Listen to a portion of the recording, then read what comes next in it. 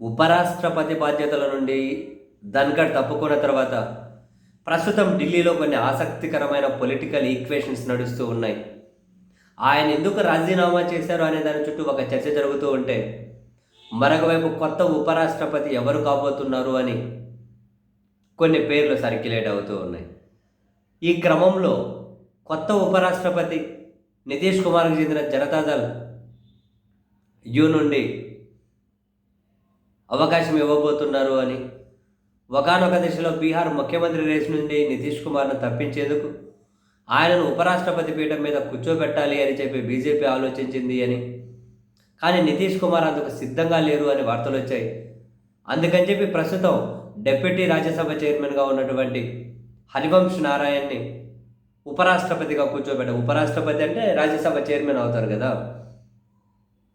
ధన్ఖడ్ ఉన్నారు ఇప్పటి వరకు. సో ఆయనకు డిప్యూటీ రాజ్యసభ చైర్మన్గా హరివంశ్ నారాయణ్ ఉన్నారు.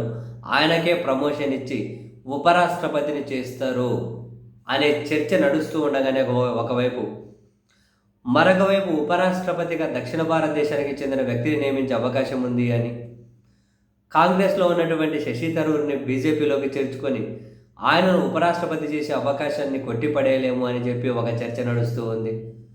అండ్ అంతేకాకుండా ఢిల్లీ లెఫ్టినెంట్ గవర్నర్కో, జమ్మూ కాశ్మీర్ లెఫ్టినెంట్ గవర్నర్కో వీళ్ళకు కూడా అవకాశం ఉంది అని ఒక చర్చ. 1-2 రోజుల్లో ఉపరాష్ట్రపతి నియామకానికి సంబంధించి ఒక నోటిఫికేషన్ రావచ్చు అని. అండ్ అదే సమయంలోనే నితీష్ కుమార్ జేడీయూ కనుక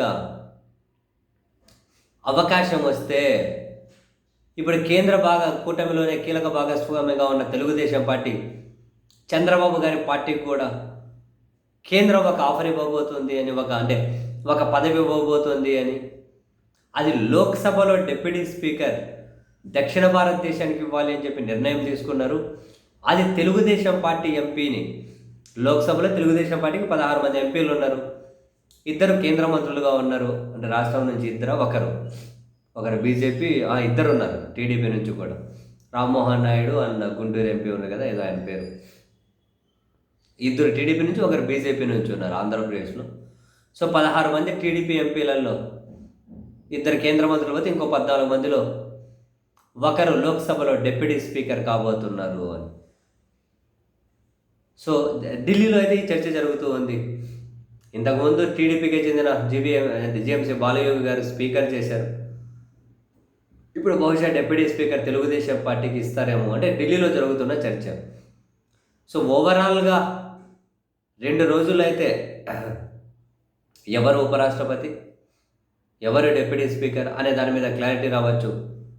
బట్ ధన్ఖడ్ రాజీనామా మాత్రం అటు బీజేపీలోనే కాదు, దేశ రాజకీయాల్లో కూడా ఈ రోజు కాకుండా రాబోయే రోజుల్లో డెఫినెట్లీ ఒక సెంట్రిక్ డిస్కషన్కి కారణం కాబోతోంది. అంటే కారణం ఏమి, ఈయన రాజీనామా చేయడానికి కారణం ఏమి అనే దాని మీద ఢిల్లీలో అన్వేషణ అయితే జరుగుతూ ఉంది. అఫ్కోర్స్ బీజేపీ పెద్దలకు తన మీద వచ్చిన కోపమే కారణం అని చెప్పి అందరూ అనుకుంటూ ఉన్నారు.